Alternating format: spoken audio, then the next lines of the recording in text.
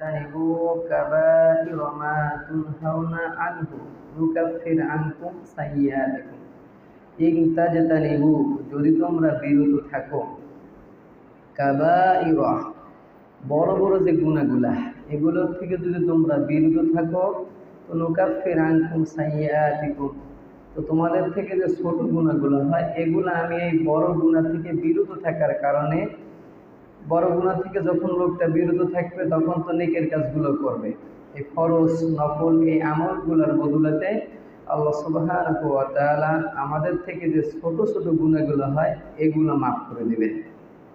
তাই বড় গুনাহগুলো যদি আমাদের জানা থাকে, বড় গুনাহের পরিচয় যদি আমরা জানতে পারি যে এই গুনাহটা বড়, এই গুনাহটা গুনাহে কাবীরা, এই গুনাহের ব্যাপারে আল্লাহ সুবহানাহু ওয়া তাআলা ধমক দিয়েছেন, এই গুনাহের ব্যাপারে আল্লাহ সুবহানাহু ওয়া তাআলা শাস্তির কথা কোরআনুল কারীমের মধ্যে উল্লেখ করেছেন, এটা যদি আমাদের মালুমে থাকে, জানা থাকে, তাহলে এই সব পাপ থেকে আমরা সহজে কি বিরত থাকতে পারবো।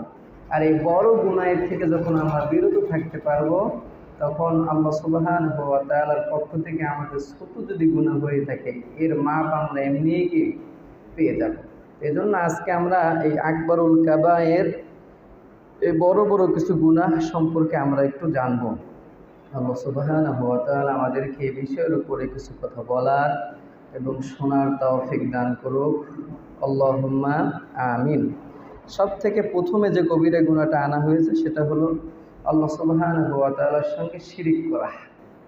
এটা আমরা সকলেই জানি যে আল্লাহ সুবহানাহু ওয়া তাআলার জাত, তার সত্তা, তার সিফাত এর মধ্যে কোনো কিছু যদি অংশীদার সাব্যস্ত করা হয় তাহলে এটা শিরিক।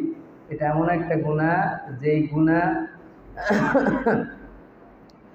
আল্লাহ সুবহানাহু ওয়া তাআলা বলেন যে এই গুনাহ যদি কেউ করে তো ফাকাদ হাবিতা আমালুহু, তার সমস্ত আমলকে আল্লাহ সুবহানাহু ওয়া তাআলা বরবাদ করে দেন। এজন্য আমরা শিরিকের থেকে সর্বদা বেঁচে থাকার চেষ্টা করব। তো যে গুণাগুলো আমাদের তো অপরিচিত সেগুলো নিয়ে ব্যাখ্যা করব, পরিচিত গুণাগুলোর সাথে হেডলাইন আমরা আজকে বলে যাব। 2 নম্বরে মানুষ হত্যা করা। যদি শরীয়তের নির্ধারিত কোনো অপরাধে সে অপরাধী হয়ে থাকে, শরীয়তের কাজী রায় দিয়ে দিয়েছে, সেক্ষেত্রে তাকে হত্যার যোগ্য অপরাধ করলে হত্যা করা যায়, কিন্তু বিনা দোষে কোনো মানুষকে হত্যা করা কবিরা গুনাহ। এর থেকে আমরা সর্বদা বিরত থাকার চেষ্টা করব। এ মর্মে আমরা একটা হাদিস শুনতে পারি নবী করিম সাল্লাল্লাহু আলাইহি ওয়াসাল্লামের আন আবি হুরায়রা রাদিয়াল্লাহু তাআলা আনহু থেকে বর্ণিত। তিনি বলেন, নবী করিম সাল্লাল্লাহু আলাইহি ওয়াসাল্লাম ইরশাদ করেন, ইজতানিবু আস-সাবাল মুবিকাত, তোমরা 7টি ধ্বংসাত্মক গুনাহের থেকে বেঁচে থাকো। তখন সাহাবা রাদিয়াল্লাহু আনহুম আজমাইন বলল, কি ইয়া রাসূলুল্লাহ মা হুন্না, এই 7টি ধ্বংসাত্মক গুনাহ কি? কোন 7টি ধ্বংসাত্মক গুনাহ থেকে আমাদেরকে বাঁচতে বললেন, এই গুনাহগুলো কি? তখন নবী করিম সাল্লাল্লাহু আলাইহি ওয়াসাল্লাম বললেন যে আশিরকু বিল্লাহ, তোমরা আল্লাহর সঙ্গে শিরিক করো না, ওয়াস-সিহর, এবং তোমরা জাদু করো না, ওয়াকাতলুন নাফস আল্লাতী হারামাল্লাহু ইল্লা বিল হক, অন্যায়ভাবে কোনো মানুষকে হত্যা করো না, ওয়াকলুর রিবা, সুদ খেও না, ওয়াকলুল মালাল ইয়াতীম, এবং এতিমের সম্পদ ভক্ষণ করো না, ওয়াতাওয়াল্লি ইয়াওমাজ যাহফি, জিহাদের ময়দান থেকে পালায়ন করো না, ওয়াকাযাফাল মুহসানাতিল গাফিলাতিল মুমিনাত, এবং সতী নারীদের প্রতি তোমরা মিথ্যা অপবাদ দিও না। তো এই হাদিসে দেখা যায় নবী করিম সাল্লাল্লাহু আলাইহি ওয়াসাল্লামের 7টি ধ্বংসাত্মক যে গুনাহ এটার থেকে তোমরা বিরত থাকো। এই 7টাই কবিরা গুনাহ। আল্লাহর সঙ্গে শিরিক করা, সুদ খাওয়া, জাদু করা, অন্যায়ভাবে মানুষকে হত্যা করা, এতিমের সম্পদ ভক্ষণ করা, জিহাদের ময়দান থেকে পালায়ন করা, সতী নারী হোক অথবা পুরুষ হোক এদের ব্যাপারে মিথ্যা অপবাদ দেওয়া, জিনার অপবাদ দেওয়া, এসবগুলো কি কবিরা গুনাহ। 4 নম্বরে সালাত ত্যাগ করা। ইচ্ছাকৃতভাবে যদি কেউ সালাত ত্যাগ করে তাহলে সেটা কবিরা গুনাহ। এজন্য আমাদের যত সময় আমরা সুস্থ থাকব, জ্ঞান থাকবে, সবসময় আমরা সালাতের জন্য পাবন্দী হওয়ার চেষ্টা করব। সালাতের ব্যাপারে কোনো ছাড় আমরা দেখতে কি পাই না। যেমন সিয়ামের ব্যাপারে, হজের ব্যাপারে কিছু শিথিলতা দেখা যায়, যে আপনি বয়স্ক হয়ে গেছেন, মাজুর হয়ে গেছেন, সিয়াম পালন করতে পারেন না, সেক্ষেত্রে ফিদিয়ার ব্যবস্থা ইসলামী শরিয়াতে কি আছে। একজন মিসকিন, একজন অসহায়কে আপনি খাবার দেবেন, এর বিনিময়ে আল্লাহ সুবহানাহু ওয়া তাআলা আপনার এই সিয়ামের একটা কাফারা এটা দিয়ে দেন। হজ, টাকা পয়সা সব ঠিক আছে, কিন্তু শারীরিক ইবাদত হওয়ার কারণে শক্তি নাই। আরাফার ময়দানে তাওয়াফ করবেন, হজের আনুষ্ঠানিকতাগুলো করার জন্য শক্তি দরকার। হজ ফরজ হয়েছে কিন্তু শরীরে শক্তি নাই, এজন্য বদলি হজ করার ব্যবস্থা কি আছে, কিন্তু ইল্লা সলাত, সলাতের ব্যাপারে কোনো বদল কি নাই। সুস্থ আছেন আপনি দাঁড়িয়ে সলাত আদায় করুন, অসুস্থ আপনি বসে বসে সলাত আদায় করুন, বসারও সুযোগ নাই আপনি শুয়ে শুয়ে ইশারায় সলাত আদায় করুন। আপনার পবিত্র পোশাক পরে আপনার সলাত আদায় করতে হয়, তো পবিত্র পোশাক নাই, পোশাক যা আছে সেটা নাপাক, পবিত্র হওয়ার কোনো ব্যবস্থা নাই, তো ওই নষ্ট পোশাক পরেই আপনাকে সলাত আদায় করতে হবে। এমনকি ওলামায়ে কেরাম বলেন যে পোশাক পরে লজ্জাস্থান ঢেকে সলাত আদায় করতে হয়, তো কোনো পোশাকই নেই, উলঙ্গ অবস্থায় সলাতে রক্ত হলে ওই অবস্থায় আপনাকে সলাত আদায় করতে হবে। এর থেকে বোঝা যায় সলাতের ব্যাপারে কোনো ছাড় ইসলামী শরিয়ায় দেওয়া হয় নাই। এজন্য আমরা সর্বদা সলাৎ যত সময় আমাদের জ্ঞান থাকবে আমরা আদায় করার জন্য পাবন্দী হব, এবং আমরা যারা পুরুষ আছে আমরা সর্বদা জামাতের সঙ্গে সলাৎ আদায় করার চেষ্টা করব। অনেক সময় অলসতার কারণে আমরা বাড়িতে থাকি, বাড়ি বসে সলাৎ আদায় করি, এই অভ্যাসগুলো আমরা ত্যাগ করব। কারণ নবী করিম সাল্লাল্লাহু আলাইহি ওয়াসাল্লাম ইরশাদ করেন, মান সামিয়ান নিদা ফালাম ইউজিব ফালা সালাতা লাহু ইল্লা বিউযরিন।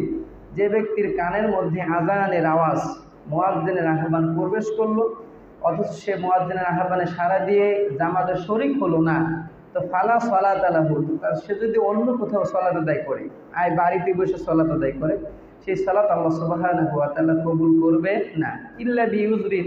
শরীয়তের যে ওযরগুলো আছে এগুলো যদি না থাকে, সেজন্য আমরা আযান যখনই কানে শুনবো আমরা জামাতে শরীক হয়ে সালাত আদায় করার চেষ্টা করব।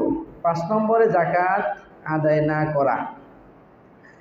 আল্লাহ পাক রব্বুল আলামিন যাদেরকে সম্পদ দান করেছে, নিছাব পরিমাণের সম্পদের মালিক যারা আছে তাদেরকে অবশ্যই যাকাত আদায় করতে হবে। কারণ আল্লাহ পাক রব্বুল আলামিন বলেন, আল্লাহ যাদের অনুগ্রহ দান করেছেন এবং তারা তা নিয়ে যদি কৃপণতা করে, আর অনুগ্রহ মানে সম্পদের দিক থেকে আপনাকে রহমত দান করে অনেক সম্পদ দান করছেন, আপনি যদি সেক্ষেত্রে কৃপণতা করেন, তো কৃপণতা করার বদৌলতে আপনার এই সম্পদের মধ্যে কি কল্যাণ আছে আর কি ক্ষতি আছে আপনি জানেন না। কিন্তু আপনি কৃপণতা করে আপনি সম্পদ যখন বজায় রাখবেন, আপনার ব্যালেন্স করে আপনি রাখতে থাকবেন, এই সম্পদটাকে কিয়ামতের ময়দান আল্লাহ সুবহানাহু ওয়া তাআলা আপনার গলায় বেরি আকারে পরাইয়ে দেওয়া হবে। এজন্য যারা যাকাতের নেশাব পরিমাণ মালিক হয় তাদের যাকাত আদায় না করা এটাও একটা কবিরা গুনাহ, আকবরুল কাবায়েরের অন্যতম একটা গুনাহ। 6, কোনো কারণ ছাড়া রমাদানের সওম ভঙ্গ করা।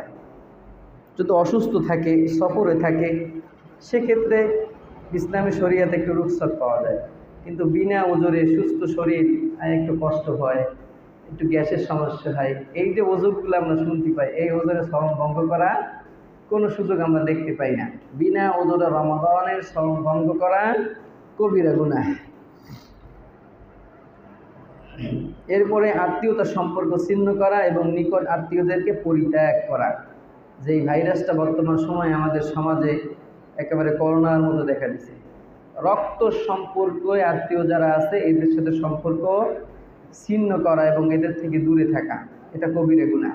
আমার চাচার সঙ্গে, আমার কুকুর সঙ্গে, আমার খালা, আমার মামা, এদের সঙ্গে আমার আত্মীয়তার সম্পর্ক বজায় রাখতে হবে। এটা আল্লাহ সুবহানাহু ওয়া তাআলার পক্ষ থেকে আদেশ, অবশ্যই আমাকে এই সম্পর্ক ধরে রাখতে হবে।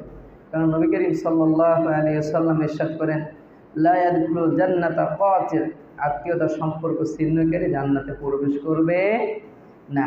এজন্য আত্মীয়তার সঙ্গে সুসম্পর্ক বজায় রাখা এটা অন্যতম একটা ইবাদত। যদি আমি সম্পর্ক বজায় রাখতে না পারি, সেক্ষেত্রে আমি কবিরা গুনার মধ্যে কি পড়ে গেলাম। বরং যারা আত্মীয়তার সম্পর্ক সুসম্পর্ক বজায় রাখে, আল্লাহ সুবহানাহু ওয়া তাআলা তাদের হায়াতের মধ্যে বারাকা দান করেন। কি দান করেন? বরকত দান করেন। যারা বেশি বেশি নেক আমল করে তাদের রিজিকের মধ্যে আল্লাহ সুবহানাহু ওয়া তাআলা বরকত দান করে। এরপরে ব্যভিচার করা, এটা কবিরা গুনাহ। আল্লাহ সুবহানাহু ওয়া তাআলা বলেন, ওয়ালা তাকরাবুজ জিনা ইন্নাহু কানা ফাহিশা ওয়া সাআ সাবিলা, তোমরা ব্যভিচারের ধারে কাছেও যেও না, নিশ্চয় এটা অশ্লীল কাজ ও অতি মন্দ পথ। এজন্য আমরা এই জিনা, ব্যভিচার এগুলোর ধারে কাছ থেকেও আমরা হাঁটবো না। কিন্তু তারপরও দেখা যায় বিভিন্ন সময় আমাদের অনেকে মনে করি শুধু জিনা লজ্জাস্থানের মাধ্যমেই হয়। লজ্জাস্থানের মাধ্যমে হলো সর্বশেষ ধাপ, কিন্তু এর আগে অনেকগুলো ধাপ আছে জিনার, যেগুলো আমাদের থেকে সংগঠিত হয়। সেটা আমরা একটা হাদিস থেকে দেখতে পারি। নবী করিম সাল্লাল্লাহু আলাইহি ওয়াসাল্লাম ইরশাদ করেন, বনি আদমের প্রত্যেকটা সন্তানের উপরে জেনার কিছু অংশ আল্লাহ সুবহানাহু ওয়া তাআলা কুতিবা নির্ধারিত করেছেন, লিখে দিয়েছেন। কিভাবে? আল্লাহ রাসূল সাল্লাল্লাহু আলাইহি ওয়াসাল্লাম বলেন, ফাল আইনানি জিনাহুমা আন নজর, এই চোখের জেনা হলো দৃষ্টি দেওয়া। আপনি একটু মনটারে বাঁকা করে যদি পর নারীর দিকে একটু দৃষ্টি দেন, এইটা একটা চোখের কি জিনা। ওয়াল উযুনানি জিনাহুমাল ইসমা, কানের জিনা হলো অশ্লীল কথা, অশ্লীল বাক্য, যাতে উত্তেজনা বাড়ে এরকম কোনো শব্দ শ্রবণ করা। আমাদের সামনে অনেক সময় এই জাতীয় কথাগুলো যখন বলে ভাই বন্ধুরা, তখন আমাদের শুনতে মজাই লাগে, বাহবা দিয়ে শুনি, অথচ সে জেনা করে 7 ভোগ করছে আর আমি এইটা শুনে জেনার গুনার কি গুনাহগার হচ্ছি। আল কালাম ওয়াল ইয়াদু জিনাহুমা ওয়াল লিসানু জিনাহুল কালাম, জিহ্বার জিনা হলো অশ্লীল বাক্য, এটা মুখে উচ্চারণ করা। ওয়াল ইয়াদু জিনাহুমাল বাতাস, হাতের জিনা হলো স্পর্শ করা। ওয়ার রজুলু ওয়ার রিজলু জিনাহুমাল খতা, পায়ের জিনা হলো পদক্ষেপ ফেলানো। জেনার দিকে অগ্রসর হওয়ার জন্য পায়ের যে পদক্ষেপ ফেলানো হয়, এটা পায়ের জিনা। ওয়াল কলবু ইয়াহা ওয়া ইয়াতামান্না, অন্তর কলবের জেনা হলো ইচ্ছা করা, আকাঙ্ক্ষা করা। আমি যদি এটা পাইতাম, এই নেগেটিভ একটা ইচ্ছা আকাঙ্ক্ষা সে মনে মনে করলো, এটা কি অন্তরের জেনা। ওই সদ্দুকু যালিকাল ফারজু ওয়াল কিবু, সর্বশেষ লজ্জায় স্থান, হয় এটাকে সত্যবাদী, না হয় এটাকে মিথ্যাবাদী প্রমাণিত কি করে। এজন্য আমার চোখ, আমার কান, আমার জিহ্বা, আমার হাত, আমার পা, আমার কল, আমার প্রত্যেকটা অঙ্গ প্রত্যঙ্গকে আমি হেফাজত করবো এই জিনার পাপের থেকে। কারণ একটা জিনা যখন সংগঠিত হয়, এর আগে অনেকগুলো ধাপ অতিক্রম করে তারপরে ওইখানে যাওয়া লাগে। সেক্ষেত্রে আমি যদি আমার চোখের হেফাজত করতে পারি, প্রথম দৃষ্টিতে আমি আমার চোখের কি হেফাজত করব। বেগানা নারী যেই পথে গেলি পরে আমার এই জেনার সম্ভাবনা থাকে, এই জিনিসগুলো আমি চোখ দিয়ে দেখবো না, আমার একটা পথ বন্ধ হয়ে গেল। আমি অশ্লীল কথা, অশ্লীল বাক্য, উত্তেজনামূলক বাক্য, এগুলো আমি কান দিয়ে শ্রবণ করবো না। যেই বৈঠকে এগুলো হয়, আমি এর থেকে উঠে চলে গেলাম। মুখ দিয়ে আমি এসব বাক্য উচ্চারণ করব না। হাত দিয়ে আমি এই জাতীয় কোনো স্পর্শ জাতীয় কোনো কাজ করব না। এই সব ধাপগুলো যদি আমি আল্লাহর ভয়ে ফিরে থাকতে পারি, তাহলে সর্বশেষ সত্যবাদী এবং মিথ্যাবাদী লজ্জাস্থানে যেটা প্রকাশিত করে, এটার কাছে আর যেতে পারবে না। আল্লাহ পাক রব্বুল আলামিন আমাদের এর থেকে বিরত থাকার তৌফিক দান করুক। 11 নম্বরে পিছনের রাস্তা ব্যবহার করা, এটা কবিরা গুনাহ। এটা কওমে লূতের একটা বৈশিষ্ট্য, চাই সেটা পুরুষই হোক অথবা পুরুষ তার নিজ স্ত্রীর পিছনের রাস্তা ব্যবহার করুক, এটা আকবরুল কাবায়ের অন্যতম একটি গুনাহ। এটা সর্বসম্মতিক্রমে আল্লাহ সুবহানাহু ওয়া তাআলা হারাম, নিষেধাজ্ঞা জারি করেছেন। আল্লাহ রাসূল সাল্লাল্লাহু আলাইহি ওয়াসাল্লামের হাদিস, যদি তোমরা কখনো দেখো কোনো পুরুষ কোনো পুরুষের সঙ্গে মিলিত হয়েছে, তখন কি রায় হবে সেটা রাসূল জানিয়ে দিয়েছেন। তখন যে ফাইল আর যে মাফউল, অর্থাৎ অ্যাক্টিভ আর প্যাসিভ, আপনার যে করছে আর যে কৃত হয়েছে, দুইটাকে রাসূলের রায় হত্যা করে দাও। কিন্তু এটা তো আর আমরা এখন পারবো না। ইসলামিক শাসন ব্যবস্থা যদি কায়েম হয়, তো কওমে লূতের অভ্যাস যাদের মধ্যে আছে, তাদের দুনিয়াতে বেঁচে থাকার কোনো অধিকার রাসূল সাল্লাল্লাহু আলাইহি ওয়াসাল্লাম দিয়ে যায়নি। এরপরে 12 নম্বরে সুদ খাওয়া, যেটা আমাদের বর্তমানে না ট্যাবলেটের মতো হয়ে গেছে, এটাতে কিছু মনেই করি না। অথচ আল্লাহ রাসূল সাল্লাল্লাহু আলাইহি ওয়াসাল্লাম সুদের ব্যাপারে এত কঠিন ভাষা ব্যবহার করছে যে অন্য কোনো পাপের ব্যাপারে এই ভাষা ব্যবহার করেনি। কেউ যদি 1 দিরহাম, 1 টাকা সুদ খায়, সেজন্য নিজ মায়ের সঙ্গে, জন্মদাতা মায়ের সঙ্গে সেজন্য 36 বার জিনায় লিপ্ত হলো। এটা সর্বনিম্ন একটা পাপ উল্লেখ করছে। এজন্য সুদের থেকে আমরা বেঁচে থাকার চেষ্টা করব। তারপর আমরা অনেক সময় না চাইতে যখন করা লাগে, সেটা আল্লাহ সুবহানাহু ওয়া তাআলা চাইলে বান্দারে মাফ করলে করতে পারেন। কিন্তু আমি যদি সাইজে গুজে স্ব ইচ্ছায় সুদের মধ্যে হাত বাড়াই, তো সেক্ষেত্রে আমি এই পাপের থেকে কীভাবে বাঁচব? সুদের থেকে বাঁচাটা বর্তমানে অনেক কঠিন, কারণ যেই দেশের রাষ্ট্রটা চলে এই সুদবৃত্তির উপরে, সেই দেশে আমি ইমাম সাহেব সুদ থেকে বাঁচা একেবারে অসম্ভব। তারপর আমি বাঁচার যে একটা ইচ্ছা শক্তি, এটাও যদি আমি হারাই ফেলে, তাহলে তো আমার বাঁচার কোনো কুল কিনারা কি নাই। এই জন্য বেঁচে থাকার চেষ্টাটুকু যদি আমার মধ্যে থাকে তো আমি আল্লাহ সুবহানাহু ওয়া তাআলার কাছে বলতে পারবো যে আল্লাহ আমি তো চেষ্টা করছি, আমি তো চেষ্টা করছি, এতটুকু তো বলতে পারবো। এজন্য সুদ থেকে আমরা বেঁচে থাকবো। 13 নম্বরে এতিমের সম্পদ ভক্ষণ করা। আল্লাহ পাক রব্বুল আলামিন বলেন, ইন্নাল্লাযীনা ইয়াকুলুনা আমওয়ালাল ইয়াতামা যুলমান ইন্নামা ইয়াকুলুনা ফী বুতুনিহিম নারা ওয়া সায়াসলাউনা সাঈরা। নিশ্চয় যারা এতিমের সম্পদ ভক্ষণ করে, সেজন্য এতিমের সম্পদ ভক্ষণ করলো না, সেজন্য ইয়াকুলুনা ফী বুতুনিহিম নারা, সেজন্য তার পেটের মধ্যে আগুন ভক্ষণ করলো, সেজন্য তার পেটের মধ্যে কি আগুন ভক্ষণ করলো। এজন্য এতিমের সম্পদ ভক্ষণ করা কবিরা গুনাহ। 14 নম্বরে আল্লাহ এবং তার রাসূল সাল্লাল্লাহু আলাইহি ওয়াসাল্লামের উপর মিথ্যা আরোপ করা। এক্ষেত্রে আমরা হাদিসের দিকে দেখতে পাই যে একটা সময় ছিল যখন অনেক ইহুদি খ্রিস্টানদের চক্রান্তের কারণে এরা অনেক সময় রাসূলের নামে মিথ্যা হাদিস রচনা করত, যেটা পরবর্তীতে ওলামায়ে কেরাম বিভিন্ন রেজাল্ট শাস্ত্র রচনা করে এই হাদিসগুলা তাহকিক করে করে করে করে করে করে এগুলো সহি বানাইছে।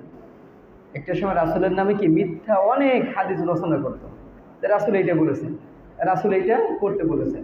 এই জন্য দেখা যায় যে অনেক সময় আমরা যখন বলি এটা জাল হাদিস, তো অতি আবেগী যারা আছে তারা বলে হুজুর আপনি নিজেই জাল, নিজেই কি জাল। অনেক জাল হাদিস আমাদের সমাজে এতটা প্রসিদ্ধ আছে যেগুলো যদি বলা হয় তখন যে কোনো ধার্মিক মুসলিম সে বাঁকা দৃষ্টিতে ইমামের দিকে নিক্ষেপ করবে, বাঁকা দৃষ্টি দিয়ে কি নিক্ষেপ করবে। এই হুজুর 40 বছর 50 বছর হাদিসটা শুনে শুনে শুনে শুনে চলে আসছি, এখন কবরের দিকে চলে যাব, এখন বলেন এটা জাল হাদিস। জাল হাদিস কখন হয়? আমার পিতা আবুল খায়ের শিকদার, তার পিতা তৈয়ব আলী শিকদার, তার পিতা সিরাজুল আলী শিকদার, 3 পুরুষ ধরেন। 3 পুরুষ আমি একটা কথা বললাম তো, মানে আব্বা বলছে, আব্বা শুনছে দাদার থেকে। এটা তাহকিক করে যাচাই বাছাই করে দেখলেন যে আমি আমার পিতার থেকে শুনছি ঠিকই, তা আমার পিতার জীবদ্দশায় তার দাদা, অর্থাৎ আমার দাদার সঙ্গে আমার পিতার সাথে সাক্ষাৎই হয়নি, অর্থাৎ আমার দাদা মারা গেছে আমার পিতা জন্মগ্রহণ করার আগেই। যদি এরকম একটা ব্যাপার হয় তখন এই বিষয়টা আপনি কী করবেন? মেনে নেবেন? কথা বলেন, মেনে নেবেন না। এই জন্য অসংখ্য হাদিস দেখা যায় যে সনদ রাবি বর্ণনা করতে করতে গিয়ে সাহাবির আগে তাবির থেকে সরাসরি ডাইরেক্ট রাসূল বর্ণনা করতেছে, মাঝখানে সাহাবি নাই। অথবা তাবেই বর্ণনা করতেছে, তাবি এবং সাহাবি বাদ দিয়ে ডাইরেক্ট রাসূলের কাছ থেকে, তখন এইটা মুহাদ্দিসিন ইকরাম বাদ দিয়ে দেন যে না, এই হাদিসের রাবি মতো সনদ দিয়ে রাসূল পর্যন্ত পৌঁছানো যায় না, সেই ক্ষেত্রে এগুলো বাদ দিয়ে দেয়। এজন্য অনেক সময় আপনারা মনে করেন জাল হাদিস মানে কি, এজন্য জাল হাদিসগুলো এইভাবে চলে আসে যে একেবারে আমার থেকে নিয়ে, আমার উস্তাদ থেকে নিয়ে যদি একেবারে সেই নবী করিম সাল্লাল্লাহু আলাইহি ওয়াসাল্লাম পর্যন্ত পৌঁছে যায় তো সেটা সহিহ, সেটা সনদের দিক থেকে মজবুত হয়।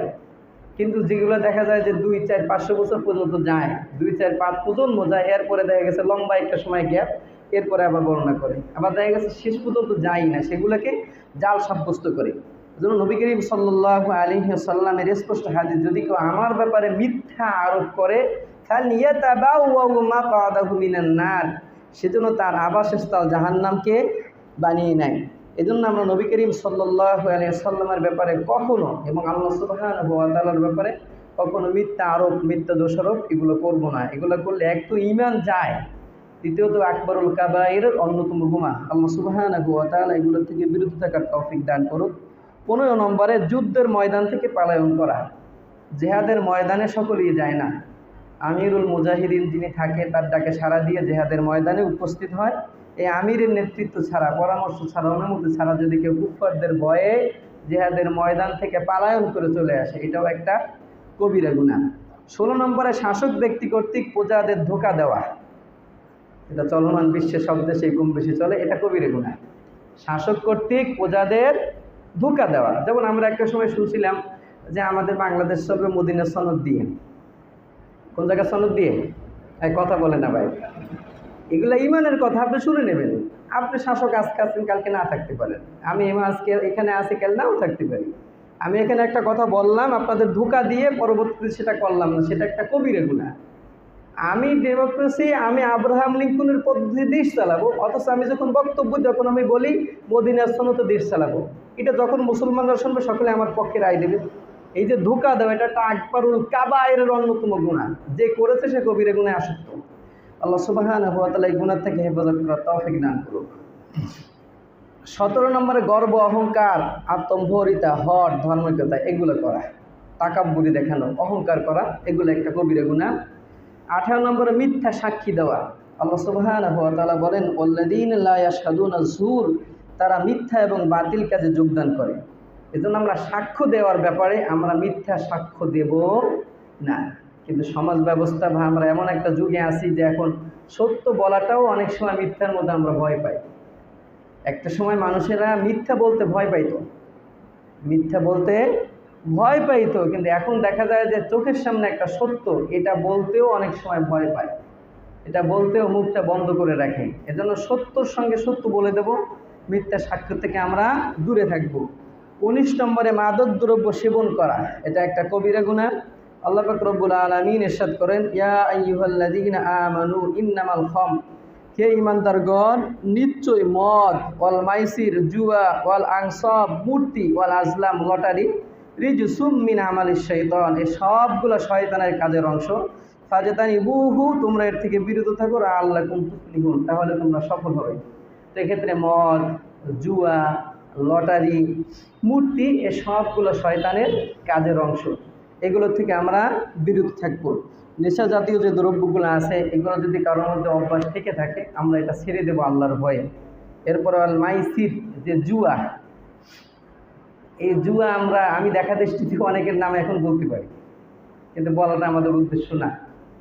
এই আধুনিক যে জুয়াগুলো, মোবাইলে লুডো খেলার যে জুয়া বর্তমানে, মোবাইলে কি লুডুর জুয়া, এরপরে মোবাইলে ক্যারামের জুয়া, এরপরে যখন ক্রিকেট খেলাগুলো হয় তখন মার ছক্কায় জুয়া, সাইরে জুয়া, আউট হইলে পরে জুয়া, ডট গেলে জুয়া, এই যে জুয়াগুলো চলে এগুলো সম্পূর্ণ কি হারাম। শুধু আজকের হারাম না, সেই 1400 বছর আগে আল্লাহ সুবহানাহু ওয়া তাআলা নিষেধ করে দিয়েছেন। এই জন্য মাইসির যে জুয়া আছে এগুলোর থেকে আমরা বিরত থাকবো। দেখা যায় 3-4 জন বসে মোবাইলে বসে গেম খেলে। লুডো খেলা জায়েজ না যায় সেটা তো পরের কথা আমরা বলি, কিন্তু এটা নিয়ে যে আপনি গেমের মাধ্যমে টাকা দিয়ে যে জুয়ার আদান প্রদান করেন, এটা অনেক জায়গায় ওপেনে করে। এগুলো থেকে ফিরে থাকতে হবে। যদি ফিরে থাকতে না পারেন আপনি কবিরে গুণে আসক্ত, আর একটা কবিরে গুণা যথেষ্ট আপনাকে জাহান্নামে নেওয়ার জন্য। ওয়ালান সব, মূর্তি, এটা বানাবো না, মূর্তির কাছেও আমরা যাব না। মূর্তির উৎসব যখন হয় সেখানে আমরা যাব না। ওয়াল আজলাম, লটারি, রাসূল সাল্লাল্লাহু আলাইহি ওয়াসাল্লামের যুগে এক পদ্ধতি লটারি চলতো, আর আমরা যে যুগে বসবাস করি আমাদের পদ্ধতি ভিন্ন, কিন্তু হুকুম একই। নবী করিম সাল্লাল্লাহু আলাইহি ওয়াসাল্লামের যুগে লটারিটা ছিল, তারা 10 জনে মিলে একটা উট ক্রয় করত। একটা উট ক্রয় করে উট জবাই করে গোশতগুলো সব ভাগ দিত। একটা উটে 100 ভাগ বা 200 ভাগ বা 500 ভাগ তারা করছে। এই 10 জনের সমান সমান টাকা দিয়ে একটা উট ক্রয় করার পরে এরা বাইতুল্লাহর কাছ থেকে দিয়ে তীরগুলো নিয়ে আসে। এই তীরের মাথায় কখনো 5 ভাগ লেখা থাকে, কোনো তীরের মাথায় 10 ভাগ, কোনোটার ভাগে 20 ভাগ, কোনোটার মাথায় 0, কোনোটার মাথায় 2 ভাগ, কোনোটা ফাঁকা, এরকম লেখা থাকতো। তো সবাই সমান টাকা পয়সা দিয়ে উট জবাই করার পরে, গোশত ভাগ করার পরে এখন দিয়ে এই পরীক্ষা করে। এই যে তীরগুলো লেখা আছে মাথায় লেখা, তুমি একটা উঠাও, উঠাই দেখে যে 10 ভাগ করছে, তো এখান থেকে 10 ভাগ গোশত নিয়ে বাড়ি চলে যাবে, টাকা সমান 1000 মনে করে দিচ্ছে। আর একজন তুমি বাইর করো, ও উঠাই দেখে যে 2 ব্যাগ, টাকা সমান দিচ্ছে, 2 ব্যাগ নিয়ে বাড়ি দিতে হবে, 8 ভাগ মাইনাস। এরপরে আর একজন উঠেছে, সে দেখে ফাঁকা, খালি এতে চলে যাবে, 1 ভাগও নিতে কি পারবে না। তা আমাদের দেশেও যে লটারির যে জুয়াগুলো চলে, 2 লাখ 3 লাখ 5 লাখ লক্ষ মানুষের কাছ থেকে 20 টাকা করে তুলবে, এরপরে দেখা গেলো রাত্রেবেলায় লাইভ করে 50 জনের পুরস্কার দেবে। টাকা নিয়েছে কয় লাখের কাছ থেকে? 5 লাখ গ্রাহকের কাছ থেকে, পুরস্কার দেবে 50 জনালে। এই সম্পূর্ণ পদ্ধতি ভিন্ন, যুগে যুগে, কিন্তু মাসালা কি একই। এজন্য এটা হারাম, সম্পূর্ণ হারাম। এর থেকে আমাদের বিরত থাকতে হবে। যদি বিরত থাকতে না পারি আমি কবিরে আসক্ত, আর একটা কবিরে গুণে আমার জাহান্নামে যাওয়ার জন্য কি যথেষ্ট।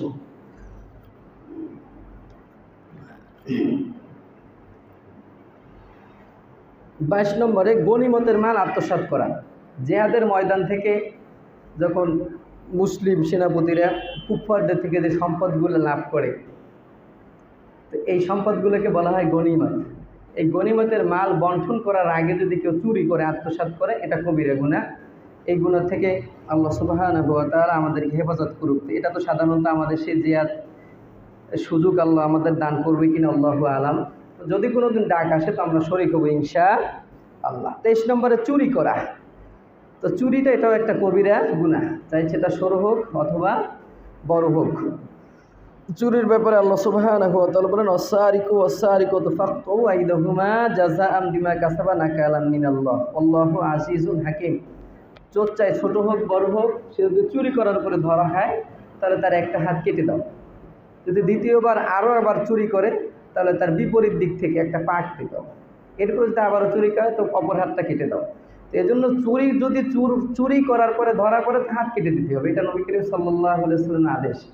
এটা আমরা শুনে থাকলাম, যদি কোনোদিন ইসলাম প্রতিষ্ঠা হয় তাহলে আমাদের জন্য এই হুকুমটা কি প্রযোজ্য হবে। কিন্তু যতদিন পর্যন্ত আমরা ইসলামী হুকুমতের বাহিরে থাকবো ততদিন পর্যন্ত এই হুকুম আমাদের উপরে আসবে না। আপনার বাড়িতে একটা সুপারি চুরি করে ধরা পড়লে আপনি হাত কেটে দেন, তারপরে রাষ্ট্রীয় মামলা খাবেন।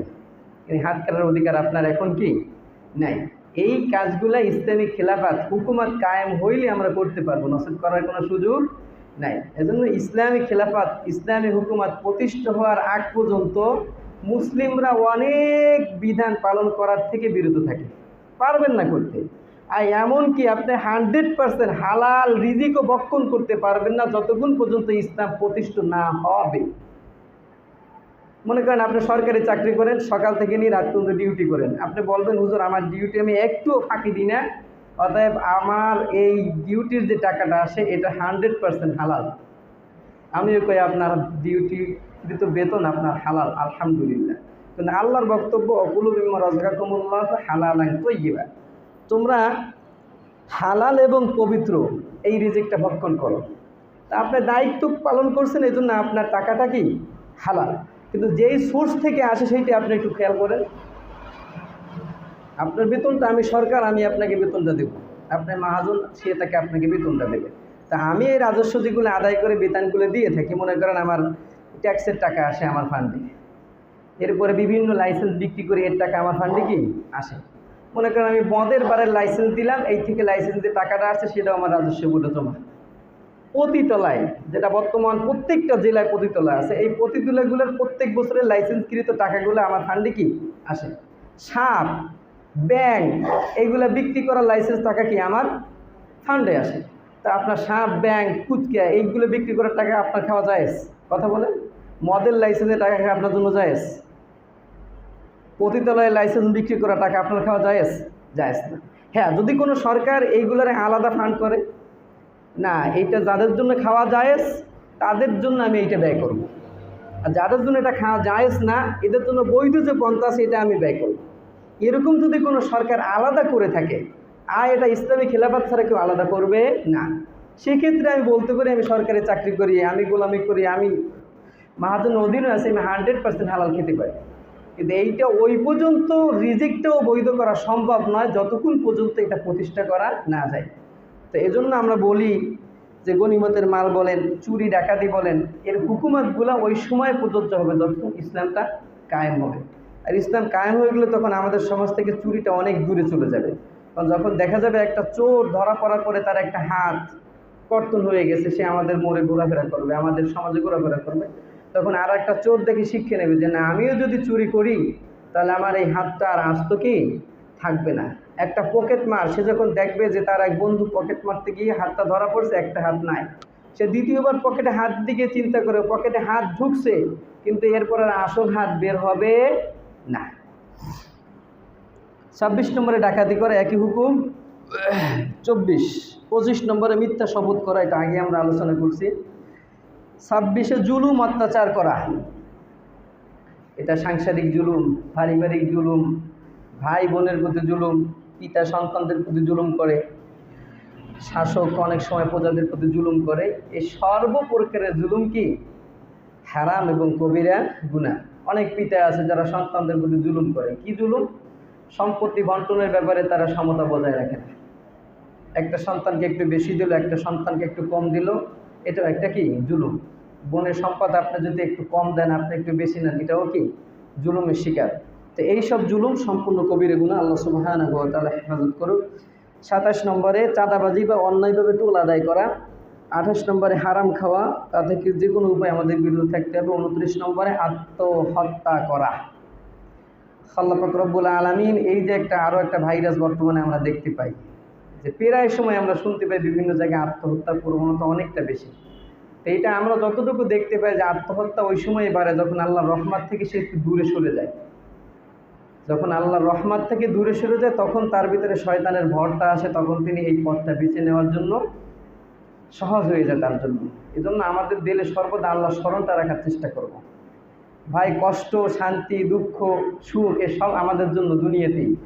এখন একটু কষ্ট আছে, একটু পরে শান্তি আসবে, শান্তি আছে এরপরে কষ্ট আসবে। এই জন্য আল্লাহ সিদ্ধান্তর বিপরীতে গিয়ে আমি কখনো সিদ্ধান্ত গ্রহণ করব না। এজন্য আত্মহত্যা করে এটা কবিরা গুনাহ, এর দিকে আমরা কখনো যাবও না। যদি কেউ কখনো বলে তাকে বিভিন্নভাবে আল্লাহ রহমতের দিকে আমরা ডাকার চেষ্টা করব, বিভিন্নভাবে তাদেরকে আমরা হেফাজত করার চেষ্টা করব। কারণ এতে যে নিহত হয় তার পরিবারও ক্ষতিগ্রস্ত হয়, তার আশেপাশে যারা আছে তার সমাজ, সকলেই আমরা ক্ষতিগ্রস্ত শিকার হই। এজন্য এই মহামারী যে ভাইরাস বর্তমানে আমরা দেখতে পাচ্ছি, এজন্য আমাদের প্রত্যেক সমাজে আমাদের সন্তানদের প্রতি, আমাদের পরিবারের প্রতি সবসময় সদায় ব্যবহার করে তাদের বিভিন্নভাবে আমরা বুঝিয়ে যে এই পাপের থেকে সর্বদা আমরা বিরত থাকার চেষ্টা করব। সাংসারিকভাবে যদি ঝামেলা হয়ে থাকে তা আমি একটু আকপাস করে তার সঙ্গে একটু মীমাংসা করিনি। দুইজন যদি 100-এ সমান থাকতে চাই তো একটা সময় শয়তান এখানে এসে বিজয়ের বেশ ধারণ করে। আল্লাহ পাক রব্বুল আলামিন আমাদেরকে এসব হারাম কাজগুলোর থেকে, আকবরুল কাবায়েরের গুনাহগুলোর থেকে বিরত থাকার তৌফিক দান করুক। আল্লাহুম্মা আমিন।